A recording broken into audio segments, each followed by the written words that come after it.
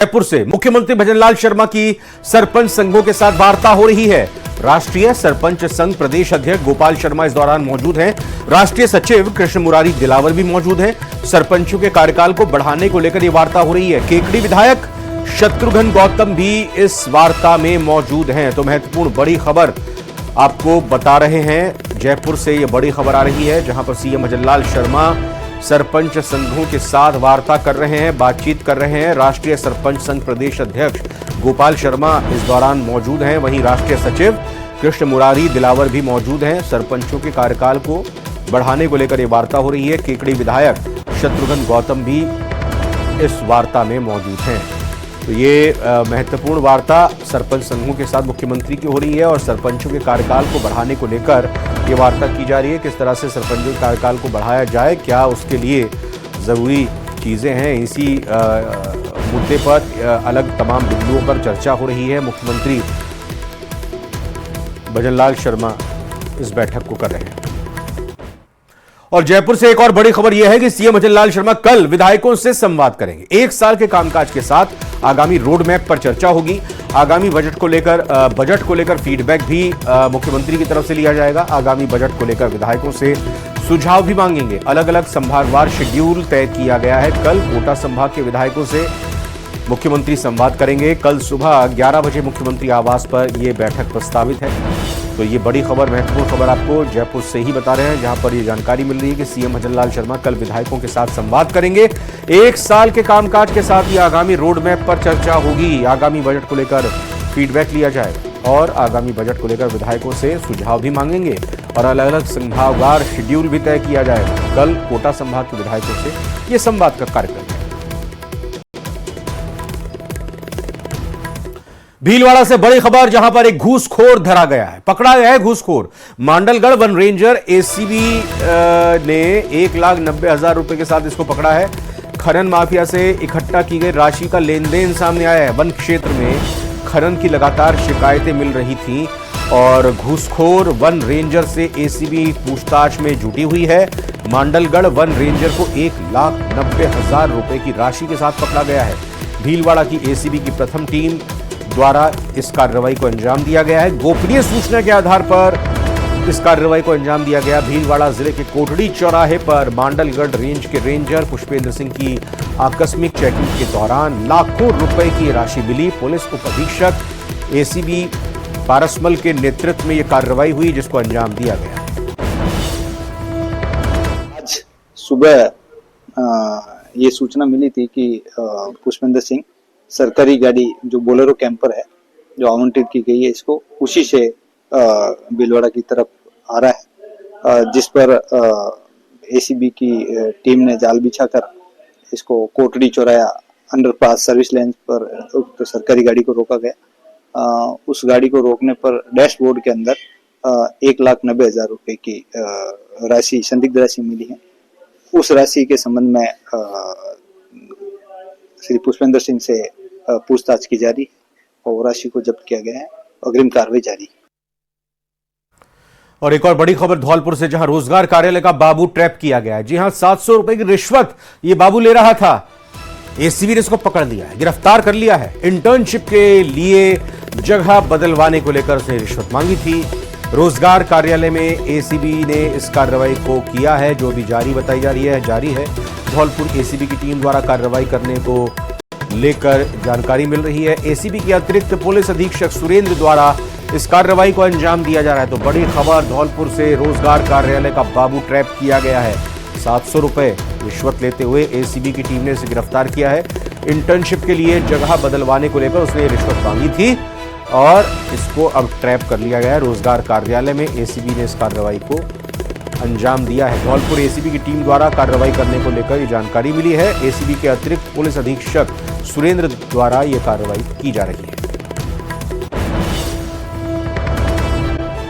और बड़ी खबर चूरू से आ रही है, जहां पर रतनगढ़ उपखंड क्षेत्र में 72 बोरवेल खुले हुए मिले हैं। प्रशासन ने खुले बोरवेल को चिन्हित कर लिया है। रतनगढ़ और सांडवा में ये बोरवेल जो खुले मिले हैं, इन्हें अब ढकने की कार्रवाई शुरू कर दी गई है। जिला कलेक्टर के आदेश के बाद प्रशासन सक्रिय हो गया है। तो कल ही मुख्यमंत्री की तरफ से बोरवेल को लेकर सर्वे करने का आदेश दिया गया और इस बीच चूरू से यह बड़ी खबर आ रही है, जहां पर रतनगढ़ उपखंड क्षेत्र में ही, जी हां, सिर्फ रतनगढ़ उपखंड क्षेत्र में ही 72 बोरवेल खुले हुए मिले हैं। प्रशासन ने फिलहाल खुले हुए बोरवेल को चिन्हित कर लिया है, पता लगा लिया है कहां पर ये बोरवेल खुले हुए हैं और रतनगढ़ और सांडवा में इन बोरवेल खुले हुए जो हैं इन्हें ढकने का काम शुरू हो गया है, कार्रवाई शुरू हो गई है। जिला कलेक्टर के आदेश के बाद प्रशासन सक्रिय होता नजर आ रहा है। तो इन तस्वीरों में आप देख सकते हैं जो बोरवेल खुले हुए मिल रहे हैं उनको ढकने का काम किया जा रहा है।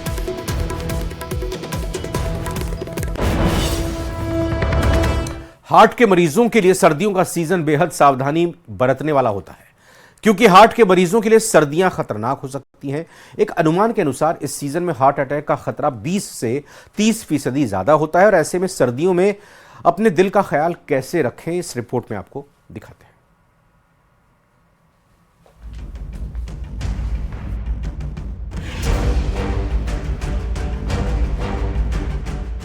मौसम और स्वास्थ्य का सीधा संबंध होता है।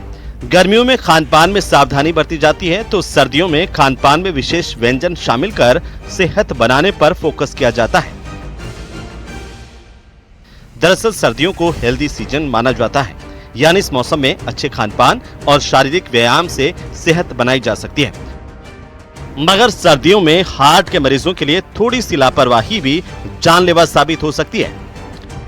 सर्दी में हार्ट अटैक के कारण 31% तक खतरा बढ़ जाता है। ठंड के कारण धमनियां सिकुड़ जाती हैं, जिससे हार्ट की मसल्स को कम ऑक्सीजन मिलती है। सर्दी बढ़ने से ब्लड प्रेशर, कोलेस्ट्रॉल का लेवल भी बढ़ जाता है। खून का गाढ़ापन बढ़ने से खतरा बढ़ जाता है। तो सर्दियों में प्लेटलेट्स की रिएक्टिविटी ज़्यादा होती है, तो खून का थक्का बनने के चांसेस बहुत ज़्यादा होते हैं। तीसरा बात कि हम हाइड्रेशन का ध्यान नहीं रखते हैं, सर्दियों में पानी कम पीते हैं, तो जब हाइड्रेशन कम होता है तो भी खून का थक्का बनने के चांसेस बहुत ज़्यादा होते हैं। मेरे पास मैं देखता हूं कि कम से कम 50% हार्ट अटैक की मात्रा बढ़ गई है। उसका सबसे बड़ा कारण होता है एक्सट्रीम वेदर। जैसे मैंने बताया ना, वो एक्सट्रीम खुशी, ऐसे एक्सट्रीम वेदर की वजह से हार्ट की जो नसें हैं वो सिकुड़ जाती हैं, खून के अंदर गाढ़ापन बढ़ जाता है और जो लोग स्टेबल होते हैं उनके अंदर से एकदम से हार्ट अटैक आ जाता है या हार्ट फेलियर होने की संभावना रहती है।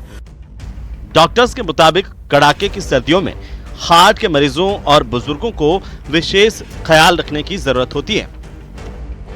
ज्यादा ठंड हो तो घर पर ही रहें, कमरे को हीटर या ब्लोअर से गर्म रखें, वजन ना बढ़ने दें, डाइट में मौसमी फल, सब्जियां, साबुत अनाज शामिल करें, पर्याप्त पानी पीते रहें, स्ट्रेस को मैनेज करें, 15 दिन में चेक कराएं ब्लड प्रेशर। कि आपको एक्सट्रीम वेदर से बचना है। इस समय हम सारे बुजुर्गों से और हार्ट पेशेंटों से निवेदन करते हैं कि वो मॉर्निंग वॉक पे ना जाएं, हल्की एक्सरसाइज करें, भारी एक्सरसाइज ना करें, ठंडे पानी का नहाने में उपयोग ना करें और सबसे ज़रूरी चीज़ ये है कि सर के ऊपर पानी डायरेक्ट ना डालें, पहले पानी सर पैरों में डालें और कोशिश करें कि ठंड के अंदर वेदर एक्सपोजर से बचना चाहिए। मतलब बहुत जो हार्ट के पेशेंट्स हैं उनको बहुत अर्ली मॉर्निंग में निकल कर नहीं घूमना चाहिए। जब तक सूर्योदय ना हो जाए तब तक का इंतज़ार करना चाहिए। दूसरा, जब निकले तो ठंड से एक्सपोजर नहीं हो, कम से कम कपड़े अच्छे पहन के निकलें और फिर वॉक करें। बहुत हैवी एक्सर्शन ना करें, बहुत ज़्यादा हैवी एक्सर्शन ना करें। अपने आप को वार्म रखें, है ना। सर्दी से एक्सपोजर जितना कम होगा उतना अच्छा है। एक्सट्रीम वेदर कंडीशन का स्वास्थ्य पर सीधा असर पड़ता है और ऐसे में सीजन में स्वास्थ्य का ख्याल रखकर हार्ट अटैक से बचा जा सकता है। सबसे खास बात यह है कि सीजन में सीने में दर्द, जलन जैसी कोई भी समस्या होने पर खुद डॉक्टर बनने, मनमर्जी का इलाज लेने या फिर इग्नोर करने से बेहतर है डॉक्टर्स की सलाह के अनुसार इलाज लिया जाए। न्यूज़ 18 राजस्थान के लिए जयपुर से सौरभ गृहस्थी की रिपोर्ट। प्रदेश में शीतलहर और कड़ाके की ठंड का दौर लगातार जारी है। ठिठुरन भरी सर्दी के बीच पारा लगातार जमाव बिंदु पर है। बरसात के बाद तापमान में गिरावट देखने को मिल रही है। एक तरफ बारिश है तो कई जिलों में कोहरा भी कहर ढा रहा है, जिसके चलते जनजीवन प्रभावित हो रहा है। इस रिपोर्ट में आपको दिखाते हैं।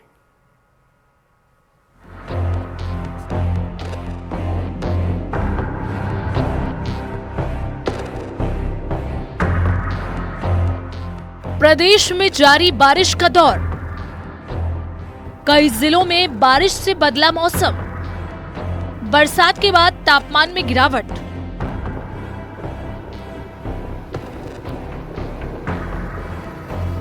राजस्थान में शुक्रवार सुबह से ही कई जगहों पर बारिश हो रही है।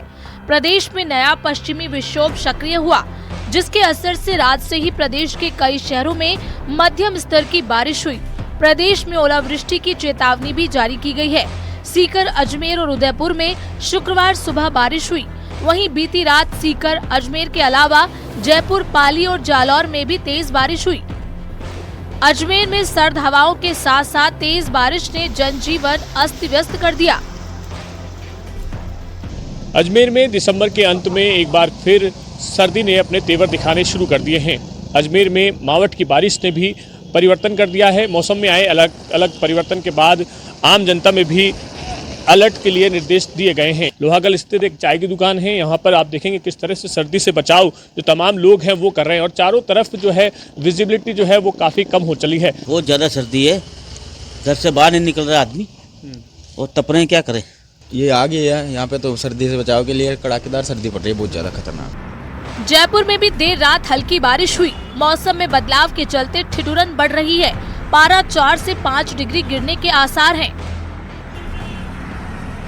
ये कल से बहुत जबरदस्त बड़ी सर्दी पड़ रही है। कल से सर्दी ज्यादा है। अच्छा, रात को बारिश भी हुई है। अच्छा अच्छा, अब बारिश हुई है। देखो कैसे बचाव कर रहे हैं सर्दी से। बचाव तो भी यही कपड़ा ओढ़ के रहो, टोपा वोपा लगा के। अच्छा, सर्दी का बचाव यही है। मौसम विभाग ने राजस्थान के ज्यादातर हिस्सों में बारिश और ओले गिरने की आशंका जताई है। मौसम विभाग ने 13 जिलों में ऑरेंज जबकि 17 जिलों में येलो अलर्ट जारी किया है। श्री गंगानगर समेत बीकानेर संभाग के आसमान में बादल छाए हैं। श्री गंगानगर सहित बीकानेर संभाग के लिए मौसम विभाग के द्वारा आज मेघ गर्जना के साथ हल्के से मध्यम दर्जे की बारिश का येलो अलर्ट जारी किया है। मौसम विभाग के द्वारा मेघ गर्जना के साथ हल्के से मध्यम दर्जे की बारिश का येलो अलर्ट जारी किए जाने का अच्छा खासा असर इस समय श्री गंगानगर जिले के आसमान में देखा जा सकता है। जिन जिलों में ओलावृष्टि को लेकर ऑरेंज अलर्ट जारी किया गया है उनमें अजमेर, अलवर, भरतपुर, भीलवाड़ा, बूंदी, जयपुर, झुंझुनू, करौली, कोटा, सवाई माधोपुर, सीकर, टोंक और चूरू शामिल है। उधर जैसलमेर में 5 दिन से लगातार कोहरा छाया है। ठंडी हवाओं के चलते ठिठुरन बढ़ गई है। कोहरे के चलते वाहन चालकों को खासी दिक्कतें पेश आ रही हैं। ठंड बढ़ने के साथ ही सैलानियों की संख्या में भी इजाफा देखा जा रहा है। राजसमंद और कोटा में भी ठंड का सितम देखने को मिल रहा है। राजसमंद में सीजन की पहली बारिश हुई। अलग अलग जगहों पर हल्की और मध्यम बारिश का दौर जारी है। ये जो बारिश है, मावठ आमतौर पे तो माना जाता है कि मावठ अच्छी होती है फसलों के लिए, लेकिन राजसमंद से जिस तरह पर भी सिंचाई के लिए भी पानी छोड़ा गया है, लगातार खेतों में पानी भरा हुआ है और ये बारिश हो रही है, तो कहीं न कहीं किसानों के लिए नुकसानदेह हो सकता है। किसानों के लिए निश्चित नुकसानदेही है अभी की बारिश, और खेतों में पानी भी भरा हुआ, नहर भी छोड़ी हुई है। मौसम विभाग ने 17 जिलों में ओलावृष्टि की चेतावनी जारी की है, जिसका असर रविवार तक रहेगा। ऐसे में लोगों से अपील है कि वो अपने आप को सुरक्षित रखें। Bureau report, news 18 Rajasthan.